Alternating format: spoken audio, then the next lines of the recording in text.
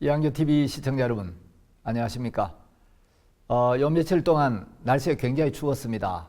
수도권은 영하 15도에서 한 17도까지 떨어졌는데, 이제 어제부터 날씨가 조금씩 풀리기 시작해서 오늘은 상당히 날씨가 많이 누그러졌습니다.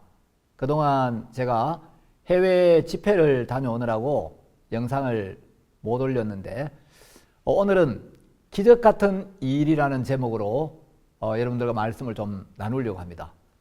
저는 제가 거듭나고 복음 전도자가 된 것과 저희 아버지께서 구원받으신 이 일은 인간적으로 가능성이 전혀 없는 일이었는데, 이건 정말 기적이 아닐 수 없고, 이건 진짜 사람에 의해서 되어진 것이 아니라 크고 놀라우신 하나님의 은혜와 하나님의 역사로 되었다는 걸 믿지 않을 수가 없습니다. 오늘은 저희 아버지께서 구원받으신 이야기를 제가 좀 하려고 합니다.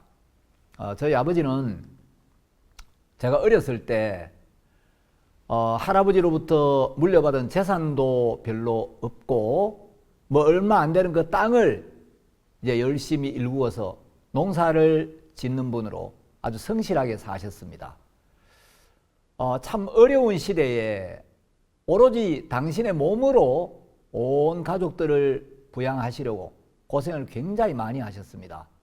제가 어린 시절 그 아버지에 대한 기억을 한 번씩 더듬어 보면, 아버지께서 그 농사를 짓기 위해 굉장히 그 고생하시던 여러 일들, 그때 막 비료도 없어가지고 풀을 베서 퇴비를 만드시고, 아주 먼 산에까지 가서 나무를 해서 그 먼 길을 걸어오시고, 또 우리가 살던 집이 무너져가지고 그 집을 지느라고 막 고생하시던 일들, 이런 걸 이래 생각을 해보면 아버지는 정말 그 의식주도 해결하기 힘겨운 그런 삶을 굉장히 오랫동안 사셨습니다.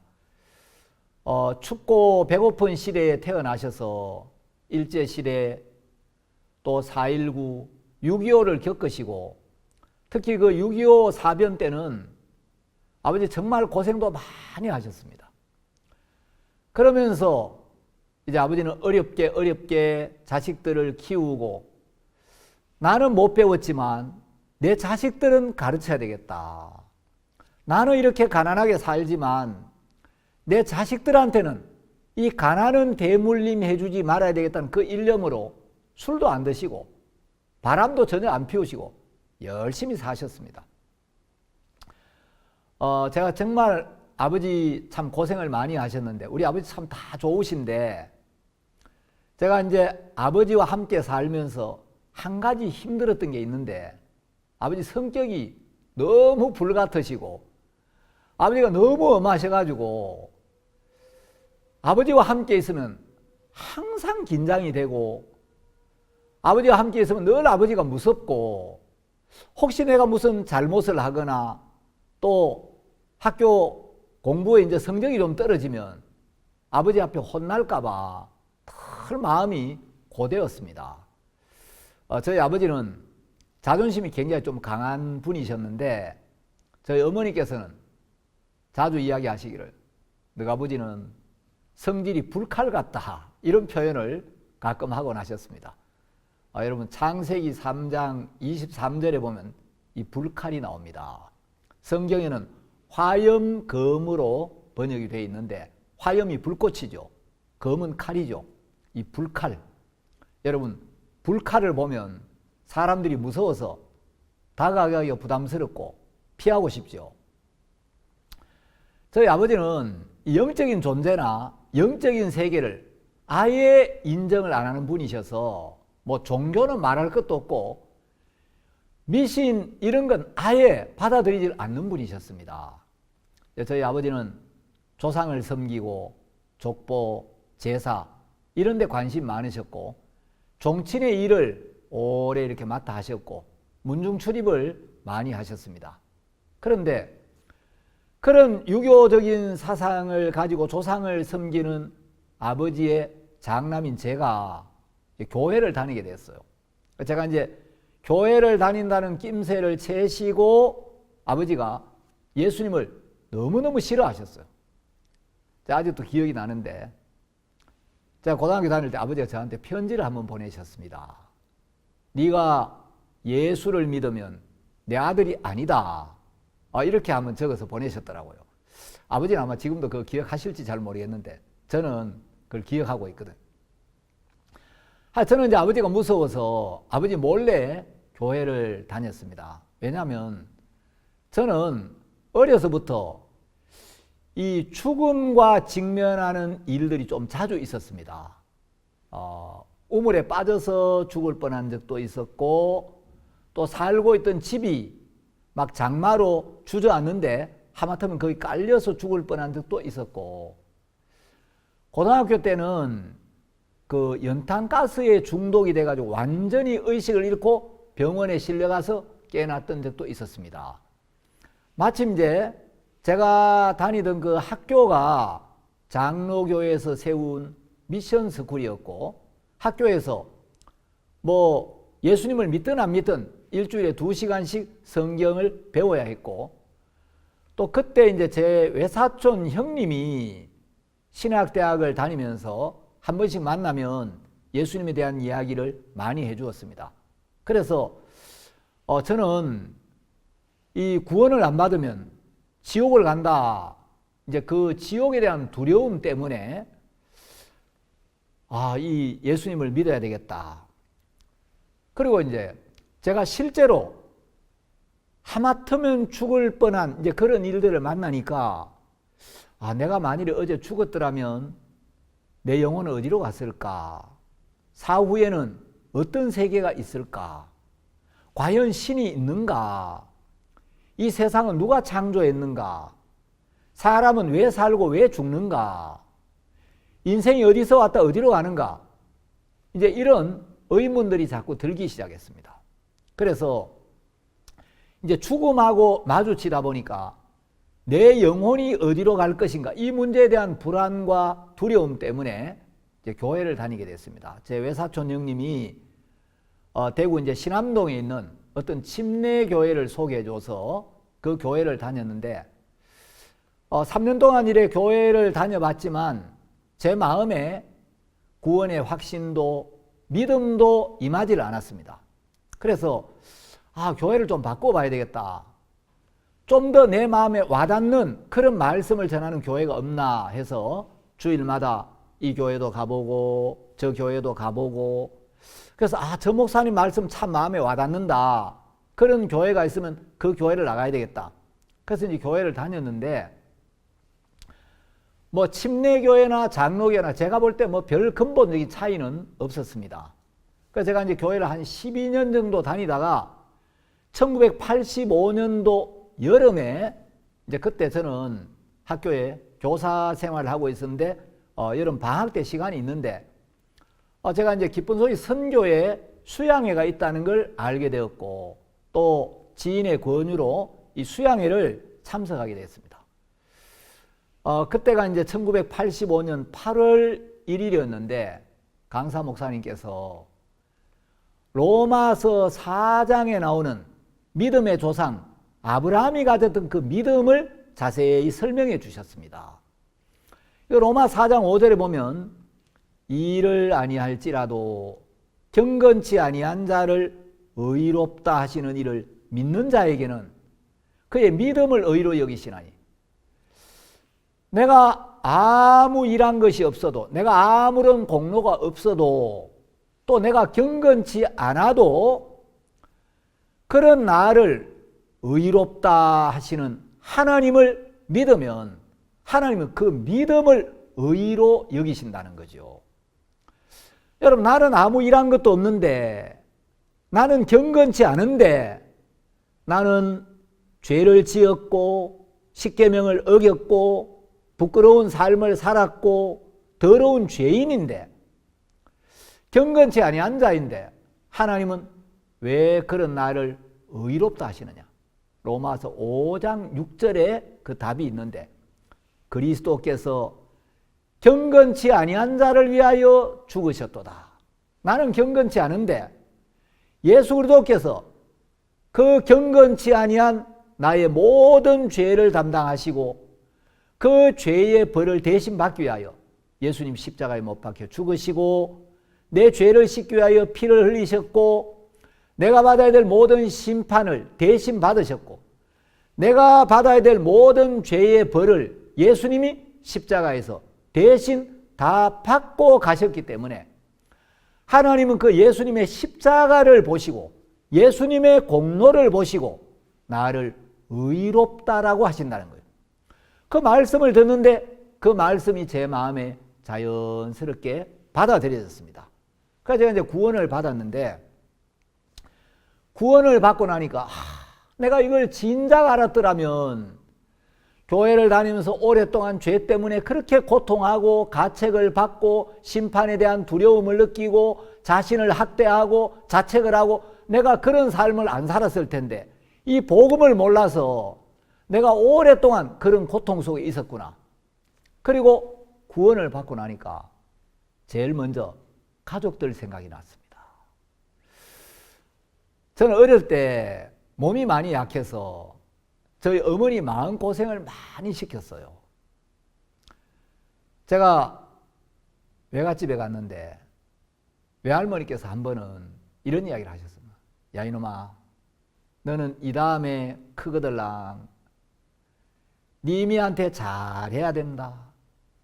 네 이미가 외갓집에 올 때마다 저고리 자락에 눈물 마를 날이 없고 네 이미 옷고름에 약봉지 떨어질 날이 없었다. 저는 제가 잔병 치레를 많이 하면서 어머니 마음고생을 많이 시켰기 때문에 정말 어머니 사랑을 누구보다도 많이 받았고 제가 그 어머니가 저 때문에 마음고생을 하시고 저에게 입혀주신 은혜, 저를 위해 하신 수고, 그건 평생 잊을 수가 없죠. 늘 어머니에 대해서 감사하고. 전 나이가 이제 60대 중반입니다만 아직도 어머니를 엄마라고 부릅니다. 이 엄마라는 이름은 불러도 좋고 정말 어머니가 계신다는 게 너무 감사하고 또 어머니가 구원을 받아서 너무 감사한데 어쨌든 이제 제가 구원을 받고 나니까 제일 먼저 우리 가족들이 이 복음을 듣고 구원을 받아야 되는데 우리 가족들 한 사람이라도 지옥 가면 안 되는데 우리 아버지, 우리 어머니, 내 동생들은 꼭 구원을 받고 하늘나라 가야 되는데 그래서 기도도 많이 되고 가족들의 영혼을 예수님께로 인도하려고 제가 마음을 많이 썼습니다. 근데 이제 유교 사상을 가지고 조상을 섬기는 또 제사나 막 이런 걸 굉장히 귀하게 여기는 아버지 밑에서 제가 이제 제사도 안 드리고 이 복음 전도자의 길로 가게 되니까 저희 아버지가 막 너무 섭섭해 하시고 마음에 실망이 크셨어요. 그래서 이제 아버지가 이제 이 교회나 예수님에 대해서 마음을 굳게 닫으시고 제가 막 아버지한테 복음을 전해보려고 여러 번 기회를 보고 또 아버지 막 마음을 살피면서 조심스럽게 아버지 하고 다가가도 아버지 마음에 굳게 닫힌 이 마음의 빗장이 열릴 기미가 안 보이는 거예요.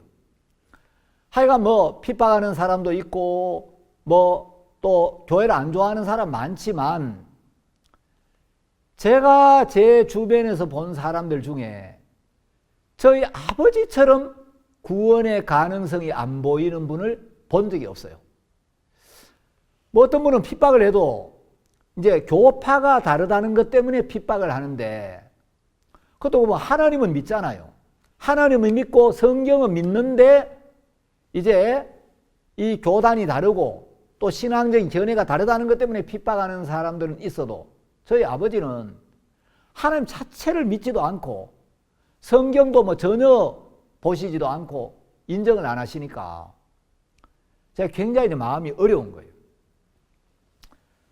한 번은 제가 아버지께 이렇게 말씀을 드렸습니다. 아버지, 수양에 한번 오십시오. 우리 사역자들은 이 사역자 평가를 하는데 목회자 점수를 매깁니다. 근데 가족들이 복음을 듣고 구원을 받으면 사역자 점수가 많이 올라가고, 가족들이 구원을 안 받고 구원을 안 받더라도 수양이라도 한번 오면 기본 점수는 주는데, 가족들이 아무도 수양에도 안 오고 구원도 안 받으면 이 목회자 평가 점수가 낮아져서 이제 우리 선교에서 한국에 두질 않고 해외로 보내는데, 해외에 좋은 나라, 큰 나라에는 이미 선교사에 다 차지하고 있고, 이제 제일 가난하고 어려운 나라에 선교사로 보내는데, 제가 해외에 나가면 3년에 한 번 올지 5년에 한 번 올지 모릅니다. 아버지, 수양에 한번 오십시오. 아버지께서 담배를 하나 꺼내가지고 하고 한숨을 푹 쉬시고 한참 생각을 하시다가, 너는 너가 할 길 가거라. 그러나 나한테는 두 번 다시 이런 이야기 하지 마라. 내가 딸 하나 낳아서 시집 보낸 셈 칠 테니까 넌 네가 할 길 가거라. 아버지 마음이 요지부동이신 거예요. 제가 이제 아버지 연세는 자꾸 들어가고, 그렇다고 제가 집에 자주 가지도 못하는데, 뭐 제가 1년에 집에 한 2번 정도 가거든요. 어떨 때는 한 번 정도 갈 때도 있고, 또 이제 아버지 생신 때도 잘 못 가요. 왜냐하면 아버지 생신이 거의 수양의 때라 가지고 뭐 생신 때도 못 가고, 그저 이제 명절 때 뭐 한두 번 다녀오는데, 아버지하고 자주 말씀을 나눌 기회도 없고, 아버지가 저렇게 사시다가 구원도 못 받고 정말 지옥에 가시면 어떡하지? 늘 이제 염려가 되고 기도가 되었습니다. 그리고 제가 복음을 전해가지고 딴 사람들은 구원을 많이 받는데, 제가 목사고 또 우리 선교회 복음방 강사인데, 만일에 아버지가 구원을 못 받고 세상을 떠나시면 여러분 제가 얼마나 마음에 고통이 되겠습니까? 그리고 형제 자매들 앞에서도 목사님 아버지는 왜 구원을 안 받으십니까? 그럼 체면도 안 서잖아요. 근데 어떻게 하다가 아버지가 수양회를 4번을 오셨어요. 정말 그것도 기적 같은 일이죠. 근데 구원을 못 받으시는 거예요. 이제는 연세도 많으시고, 또 연세 많은 분들 전립선도 안 좋고 이제 몸이 쇠약하시니까 수양에 오셔가지고 주무시는 것도 어려운 거예요. 제가 이제 아버지 영혼을 생각하면, 아이고 하나님, 우리 아버지 좀 은혜를 입혀 주십시오. 우리 아버지가 꼭 구원을 받으셔야 되는데 하나님 어떻게 해야 되겠습니까? 하나님 긍휼을 좀 베풀어 주십시오. 근데 제가 어느 날 마태복음을 읽게 되었습니다. 마태복음 19장 23절 이하에 보면, 제가 조금 말씀을 읽어드리겠습니다. 예수께서 제자들에게 이르시되, 내가 진실로 너희에게 이르노니 부자는 천국에 들어가기가 어려우니라.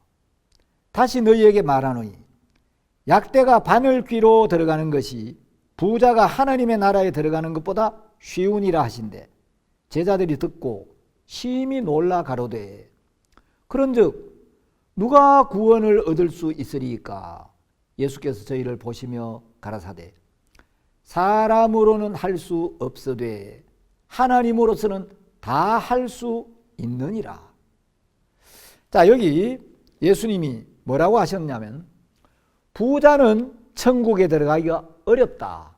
여기 부자는 뭐 재물이 많은 사람을 의미하는 게 아니고 마음이 부유한 사람, 마음에 자기를 신뢰하는 마음, 자존심, 자기 체면, 자기 주관, 이 자신을 믿는 마음이 큰 사람, 그게 이제 마음이 부유한 사람이죠. 자, 부자는 천국에 들어가기가 어려우니라. 어느 정도로 어려우냐? 마음이 부유한 사람은 약대, 낙타가 바늘 귀로 들어가는 것보다 더 어렵다는 거예요. 여러분, 낙타가 그 바늘 구멍을 어떻게 통과합니까? 그 큰 낙타가 바늘 귀로 들어가는 건 도저히 불가능한 일이죠. 그런데 마음이 부유한 사람이 천국에 들어가는 건 약대가 바늘 귀로 들어가는 것보다 더 어렵다는 거예요. 그래서 천국에 들어가려면 마음이 낮아져야 하고 마음이 가난해져야 되는데, 제자들이 이 말씀을 듣고 놀래가지고, 예수님, 그러면 누가 구원을 얻을 수가 있겠습니까? 그러니까 예수님이 말씀하시기를 사람으로는 할 수 없으되 하나님으로서는 다 할 수 있느니라. 자, 부자가 천국에 들어가기는 굉장히 어려운데 예수님은, 그러니까 부자는 안 돼, 마음이 부한 사람은 안 돼, 마음이 높은 사람은 안 돼, 마음이 가난한 사람만 천국 들어가는데 마음이 부한 사람은 안 돼. 그래서 안 되니까 마음이 부한 사람은 천국에 못 들어가. 제외를 시키고 버리는 게 아니라, 그 마음이 부한 사람도 마음이 부하니까 안 되겠다, 이 사람은 천국에 못 들어가, 이게 아니고, 부자도 사람으로서는 할 수 없지만 하나님으로서는 다 하실 수가 있다. 마음이 부한 사람도 하나님은 그 마음을 가난하게 해서, 그 마음을 낮추어서, 그 마음을 열어서, 그 마음을 바꾸어서 천국에 들어가게 하신다는 거예요. 부자이기 때문에 천국에 못 들어간다가 아니고, 부자는 천국에 들어가기가 어려운데 사람은 그런 사람을 천국에 보낼 수가 없지만 하나님은 하실 수가 있다는 거예요. 하나님은 마음이 부유한 사람도 얼마든지 그 사람의 마음을 낮추고 가난하게 해서 천국에 들여보낼 수가 있다는 거예요. 그 부자이기 때문에 이 사람은 안 돼, 마음이 부유한 사람은 못 들어가. 그래서 제외를 시키고 버리고 너는 안 되겠다, 이렇게 말씀하시는 게 아니라, 그 부자라는 대상을 바꾸지 않고 그 부자라는 대상을 그대로 두고 부자라도 하나님이 그 마음을 낮추시고 그 마음을 열어서 천국에 들어가게 하시면 들어가게 된다는 거예요. 제가 이 말씀을 대하면서, 우리 아버지도 하나님이 하시면 구원을 받으시겠구나. 내가 우리 아버지 마음을 못 바꾸지 하나님은 우리 아버지도 능히 천국으로 인도하실 수가 있구나. 이 말씀이 굉장히 위로가 되고 소망이 되는 거예요. 근데 신기하게 한 재작년 무렵부터 저희 아버지가 이제 유튜브에 있는 이 말씀을 듣기를 시작하셨어요. 말씀을 들으시고, 이 믿음이란 건 내가 뭐 애를 쓰는 게 아니고 내가 착한 일을 하는 게 아니고 예수님이 우리를 위해 하신 일과 예수님이 우리에게 하신 그 약속을 받아들이는 거구나. 예수님이 나를 위해 무슨 일을 하셨지? 예수님이 나에게 뭐라고 약속을 하셨지? 그걸 보고 그 예수님이 하신 일, 예수님이 하신 약속을 받아들이는 거구나. 그래서 아버지가 구원을 받으셨어요. 예수님이 십자가에 흘리신 피로 우리 아버지의 모든 죄를 완벽하게 영원토록 깨끗하게 씻어 주셨기 때문에 이제 그 예수님의 은혜로 나도 하늘나라 갈 수가 있구나. 내가 이제 구원을 받았고 천국 백성이 되었구나. 그 믿음이 오신 거예요. 근데 이 구원을 받고 난 뒤에 저희 아버지가 너무 변하신 거예요. 제가 뭐 아버지 말씀을 자주 들으십시오. 아버지 기도를 하셔야 됩니다. 아버지 성경을 읽으셔야 됩니다. 아버지 교회를 나가셔야 됩니다. 저는 한 번도 그런 이야기를 한 적이 없어요. 구원을 받고 나니까 하나님의 성령이 아버지 마음에 임해서 아버지 마음을 인도하시는 거예요. 저희 아버지가 너무 이제 말씀을 사모하시고 매일 말씀을 들으시는데 제가 어머니하고 전화 통화를 가끔 하는데 한 번은 어머니께서 아버지가 변하신 모습을 보고 어머니가 너무 놀라셔가지고 얘야, 사람이 죽을 때가 되면 마음이 변한다는데 너가 아버지가 죽을 때가 됐는지 그렇게 텔레비를 좋아하던 영감이 텔레비를 아예 안 보고 저녁마다 교회 말씀만 계속 들으신다. 너무 신기하고 너무 감사하다. 이렇게 이야기를 하시는 거예요. 정말 저희 아버지는 밤마다 텔레비에 빠져서 TV를 그렇게 좋아하셨는데 아예 TV를 안 보시고 이제 유튜브에 하나님의 말씀을 계속 들으시는 거예요. 제가 이번에 이제 구정에 집에 갔는데 하여튼 아버지가 이런저런 이야기를 하시다가 난 먼저 들어가 작게 아버지 편히 주무십시오. 주무신다고 들어가셨는데 아버지 방에서 유튜브를 틀어놓고 말씀을 들으시는 소리가 이제 거실에까지 들리는 거예요. 이제 아버지가 말씀에 푹 빠졌어요. 뭐 누가 들으라고 한 것도 아니고 여러분 구원을 받으니까 그 마음에 예수님이 임하시니까 너무 놀랍게 변하는 거예요. 저희 아버지를 구원해 주신 하나님께 너무 감사하고 또 이 복음을 받아들이신 아버지가 너무 고맙고 야, 내가 볼 때 우리 아버지처럼 구원받기 어려운 분이 있을까? 전혀 영적인 데 관심이 없으시고 오로지 현실 여기에만 관심이 있는 분이었는데 하나님이 하시니까 우리 아버지도 구원을 받으시고 아버지가 말씀을 그렇게 사모하시고 이제 천국의 소망을 가지고 정말 남은 여생을 예수 안에서 보내신 걸 생각하면 너무 감사한 거예요. 여러분, 하나님은 살아계십니다. 그리고 하나님은 반드시 당신의 약속을 지키시는 분입니다. 하나님께는 능치 못한 일이 없습니다. 내가 볼 때는 전혀 가능성이 없어 보이는 일이라도 하나님이 하시면 얼마든지 하실 수가 있습니다. 사도행전 16장 31절에 보면 주 예수를 믿으라. 그리하면 너와 내 집이 구원을 얻으리라.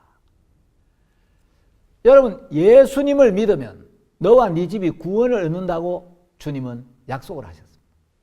이번에 제가 집에 가서 가족들과 교제도 하고 이제 말씀을 잠깐 나눈 뒤에 아버지 제가 기도하겠습니다. 아버지가 눈을 감으시고 제가 기도를 마칠 때 아멘 하시는데 얼마나 감사한지. 여러분, 옛날에는 제가 식사할 때 기도하는 걸 아버지가 막 보기가 싫으셔가지고 그러니까 제가 뭐 기도를 뭐 5분이나 10분 하는 것도 아니고 밥 먹을 때 잠깐 하는데 제가 기도 시작하려고 그러면 아버지 숟가락 들고 막 밥을 드시고 그러셨는데 지금은 아버지가 하나님 말씀에 젖어서 말씀을 들으시고 그 말씀에서 위로를 받고 말씀을 들을 때 너무 아버지 마음이 기쁘고 평안하고 저희 어머니도 너희 아버지가 말씀을 들으라고 해서 들을 영감이 아닌데 말씀의 맛을 보니까 누가 안 해도 말씀을 듣는데 참 감사하다.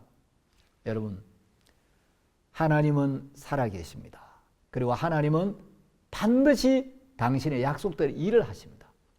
여러분, 여러분이 볼 때 저 사람 안 되겠다, 이 사람 어렵겠다, 그건 내가 보는 거고 내가 볼 때 가능성이 전혀 없어 보여도 하나님이 하신다라고 하시면 하나님 반드시 말씀대로 하시는 겁니다. 내가 보는 게 실상이 아니고 하나님의 말씀이 실상입니다. 하나님의 약속이 실상입니다. 여러분이 하나님의 약속을 바라보고 그 약속대로 일하실 하나님을 믿으시고 주님과 더불어 복된 삶을 사시게 되기를 바랍니다. 감사합니다. 공감하시는 분들은 구독 신청해 주시면 감사하겠습니다.